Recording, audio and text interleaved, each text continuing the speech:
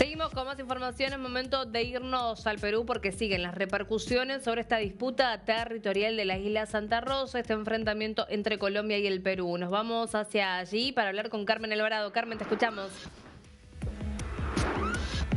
¿Cómo estás, Ma? ¿Cómo te va? Muy buenas tardes para ti y también para todo nuestro auditorio de América Latina. Nosotros seguimos recogiendo voces.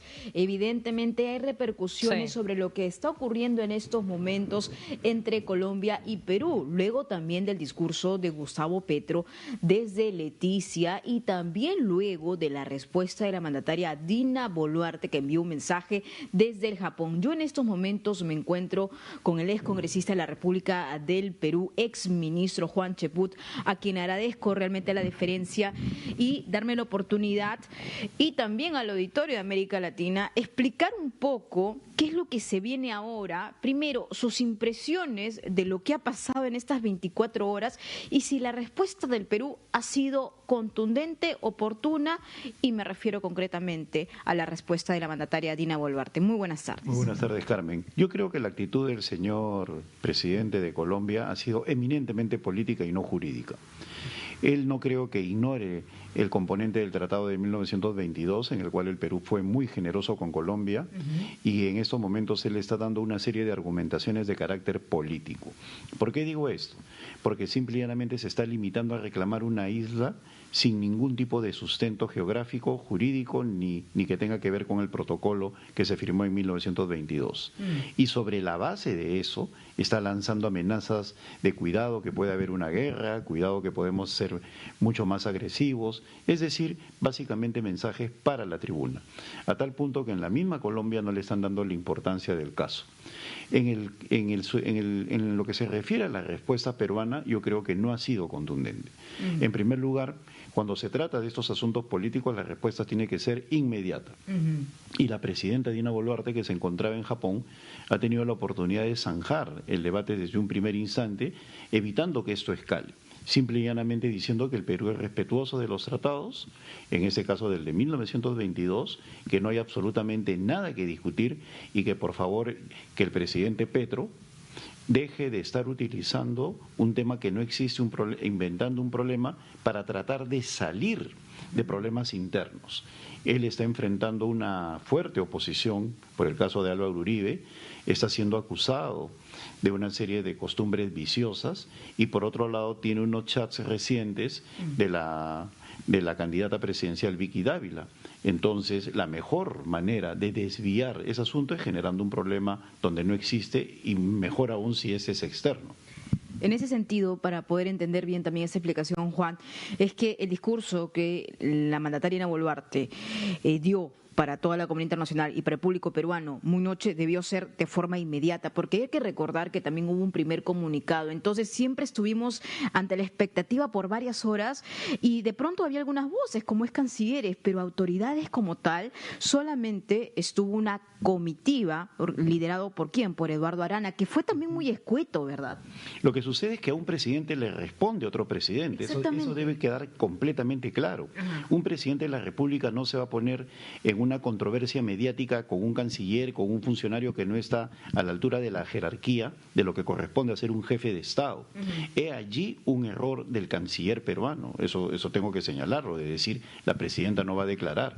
Ella ha tenido que declarar desde un primer instante, pues la única manera de responder al jefe de Estado de una nación hermana, en ese sentido hago un paréntesis, nuestras relaciones con Colombia han sido excelentes a todo nivel y lamentablemente el señor Petro las está deteriorando, ha debido corresponder desde un primer instante a la presidenta de la República, con gestos concretos, inclusive podría haber cancelado su viaje al Japón para hacer un acto de presencia política en la localidad de Santa Rosa, para responder de esa manera al exabrupto del presidente Petro de acudir con su gabinete a hacer una ceremonia de independencia en Leticia. Ahora, como buen político, Juan, ¿Cómo crees que esto pueda resolverse o qué tipo de escenarios? Porque hay que explicar también a la opinión pública que ayer durante el discurso de Gustavo Petro, él había nombrado ya de fechas establecidas, de mesas de facilitación que se está trabajando con Colombia en cuanto a esta situación o condición climática que ellos van a tener. Es decir, que el Amazonas prácticamente no van a tener Amazonas. La sedimentación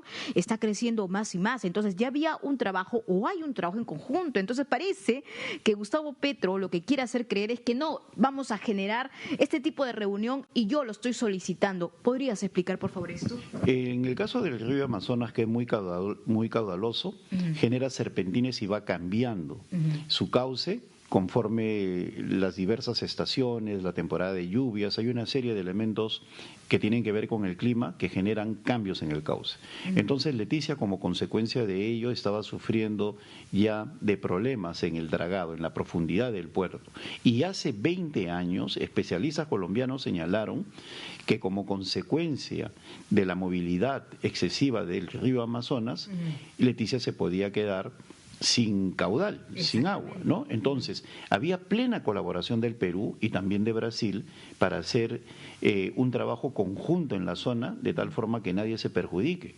No era un problema limítrofe, era un problema de colaboración. ¿Cómo hacemos para que ustedes no tengan un puerto seco? Y este tipo de colaboración inclusive llegaba al ámbito de combatir a la delincuencia organizada, los carteles de la droga que tienen presencia allí. Y hace tan solo 4 días se habían reunido los comandantes generales de las Fuerzas Armadas de Colombia, de Brasil y de Perú para establecer una unidad en el manejo de la delincuencia para combatirla. Entonces, eso no tiene nada que ver con lo limítrofe. Y cuando el presidente Petro se atreve a decir que quiere llevar esto a La Haya, me permito recordarle al señor presidente de Colombia que ellos mismos se retiraron de La Haya a raíz del diferendo que tuvieron con Nicaragua. Y eso lo hizo el presidente Santos y no ha sido corregido por ninguno de los presidentes que han venido a posteriori. Entonces, ¿cómo va a acudir a un tribunal que ellos mismos repudian? ¿No? Entonces, hay allí una contradicción o una pésima asesoría al señor presidente colombiano. En todo caso, yo creo que esta situación puede tener 2 causas y ninguno más. Uno, que el presidente siga pateando hacia adelante con el ánimo de distraer en Colombia, cosa que no creo que tenga éxito, pues la opinión pública colombiana se está dando cuenta de que estos son fuegos artificiales. Y 2, que insiste en una solución diplomática que de parte del Perú va a tener una respuesta firme y contundente basada en el protocolo de 1922. Vamos a hacer recordar también a nuestro auditorio, ya sea de Colombia, del Perú y de América Latina, ¿qué fue Leticia? Porque con los entrevistados, algunos congresistas que le hemos puesto también el micrófono, han dicho, bueno, si vamos a entrar a hablar sobre este tema, que también Colombia nos devuelva a Leticia. ¿Qué correspondería ese argumento, Juan? Lo que pasa es que en 1922 Leticia era una ciudad peruana, era una de las ciudades más orientales del Perú y tenía una población de cerca de 16.500 habitantes. Como consecuencia de los diferendos que tuvo Colombia con Estados Unidos y perdió Panamá, en esa época, Estados Unidos tuvo una participación activa en el proceso de cierre de frontera con el Perú. Y el Perú le cedió una gran cantidad de territorio, inclusive como una de las aspiraciones de Colombia era llegar al Amazonas, le dio la posibilidad de tener un acceso a la ribera a través de Leticia.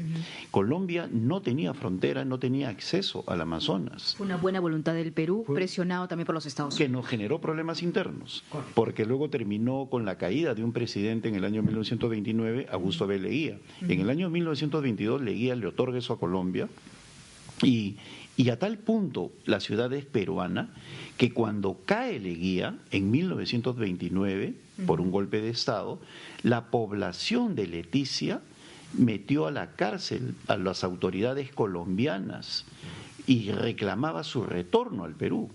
Y es por eso que hay un conflicto Perú-Colombia en el año 1931, ¿no? Porque los de Leticia querían regresar al Perú y aprovecharon la caída del presidente Leguía para decir, nosotros somos peruanos, ¿no? Y las autoridades que habían mandado Colombia fueron detenidas. Entonces, cuando se llega al proceso de paz con Colombia de este conflicto, que no tuvo muchos muertos, gracias a Dios, más muertos tuvo como consecuencia de la fiebre amarilla para ambos bandos, para ambas Fuerzas Armadas, cuando termina ese conflicto, la población de Leticia es devuelta. Como consecuencia de la paz se pide que se devuelve, y ahí se firma otro protocolo en 1931.